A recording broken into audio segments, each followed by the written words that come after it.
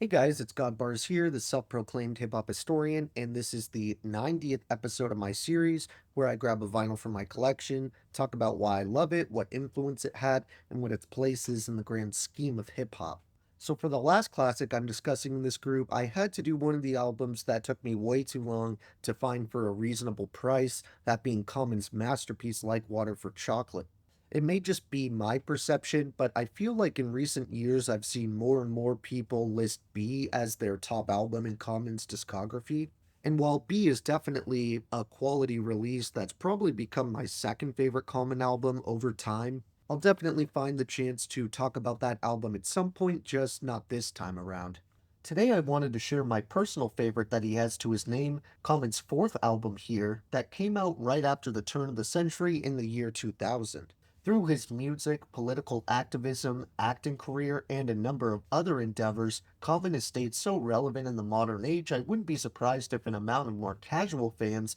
didn't even know he debuted all the way back in '92. His first album, Can I Borrow a Dollar, helped put him on a lot of rap fans' radars, but while he showed plenty of promise and capability on this debut effort, he hadn't really quite found the style yet that he would later become so well acquainted with. The production is much more New York boom bap inspired, and I think Common was still finding his footing as an artist and MC. His second album, Resurrection, would follow up that in 1994, and this is where he really broke through onto the scene and turned heads, as he was beginning to take his first strides towards that more soul and R&B side, and seemed confident in his direction as an artist. The most attention he garnered off Resurrection was definitely the single I Used to Love Her about the state of hip hop at the time, which then prompted Cube and the rest of West Side Connection to respond, sparking a pretty short lived beef. His third album tends to get overlooked by a lot of fans, but in my opinion, One Day It'll All Make Sense is a super enjoyable predecessor to Like Water for Chocolate,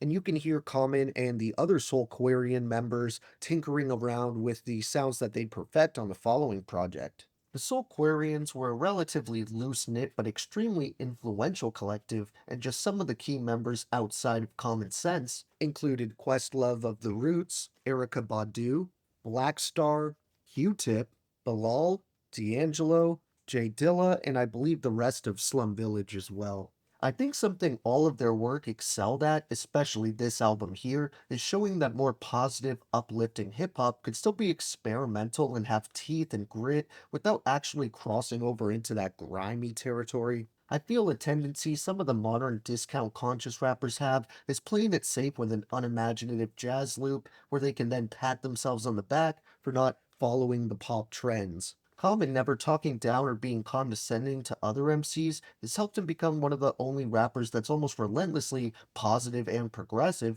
who doesn't come off as corny or self-virtuous. Common has been able to retain a great status amongst most fans and artists alike, and I think part of that is due to him really having his ego in check and always seeming humble and even grateful for the opportunity to make music at all, unlike some of his contemporaries from Chicago. Personally, I'm never a giant fan of rappers saying how gifted and amazing they are. Obviously, there's a part of the game that involves bragging and thinking you're the best, but when you're outside of the music and just saying how amazing and talented you are on interviews and whatnot, it kind of lessens the impact, in my opinion. I much more respect the route Common took, where his high praise as a lyricist, activist, and hip hop figure in general comes from other people and is clearly secondary to his mission. I mean, if you truly are interested in helping your community grow and excel, there isn't much of a reason to go around telling everyone how much you helped. It's normally kind of counterintuitive to why you even do the good deed in the first place. He helps his people because it's the right thing to do and he wants to do it, and even to this day, he's still putting out lengthy, impressive projects that take risks and tread new water,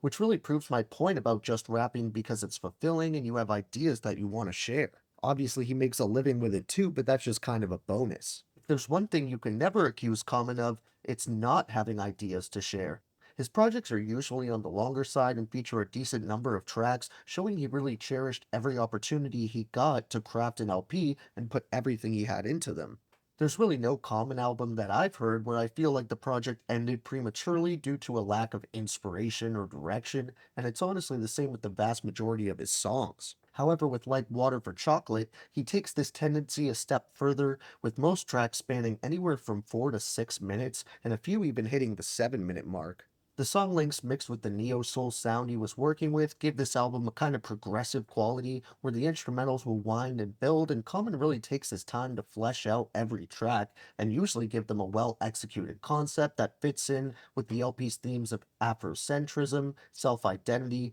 as well as peaceful and thoughtful yet powerful protest. A perfect example of this is the opening track, which is one of the ones here that stretches past the 7 minute mark, and even with his verse not starting for over 2 minutes, there's so much going on in that short amount of time, it's pretty much impossible to get bored. This song is actually dedicated to the legendary pioneer Fela Kuti, as it says in the title, and it actually features his eldest son Femi Kuti, and I apologize if I'm butchering these names because I'm sure I am. But if you aren't familiar with Fela, he was a Pan-African activist and composer, amongst many other things, but probably most famously, he was a huge pioneer in Afrobeat, so much so he's pretty much universally labeled the king and or godfather of that respective genre. I think starting off this project with a long, occasionally abstract tribute was a risky and daring move, but it totally pays off and gives you a good foreshadowing for the type of experience you're in for. You can even glean that to a degree before even pressing play, since the title Like Water for Chocolate is actually in reference to a book of the same name by Mexican novelist and screenwriter Laura Esquivel. This project contains plenty of themes around black love and acceptance, and Common references various historical leaders and revolutionaries, which makes it one of those forward-thinking LPs that forces you to actually look things up and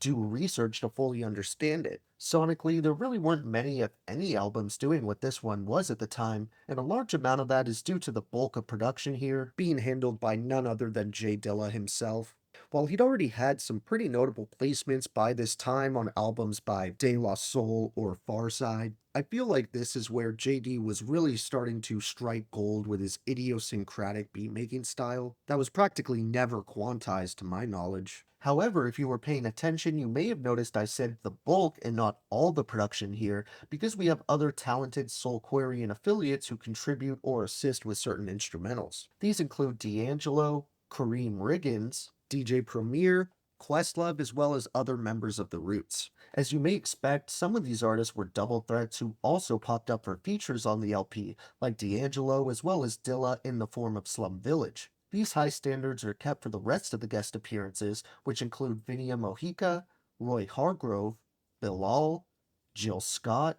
MC Light, Mos Def aka Yasin Bey, and Goody Mob's own CeeLo Green. I have to give a handful of honorable mentions for this one, including Time Travelin' or A Tribute to Fela, Cold Blooded, Doin' It, Funky for You, The Questions, a film called Pimp, Thelonious, Payback is a Grandmother, Ghetto Heaven Part 2, and A Song for Asada. My top three favorite tracks overall on here would probably have to be Heat, The Light, and The Sixth Sense. Thank you for watching my 90th video. As I mentioned at the beginning, this is the last one in this group of 2000s classics. So next time we're going to go back to the 90s to cover some essential LPs I didn't get around to last time. So look out for that upload, and if you enjoyed, be sure to like, subscribe, and let me know what your favorite moments are off of this stellar piece of hip hop. Don't forget to have a great day, and I'll see you next time, okay? Alright.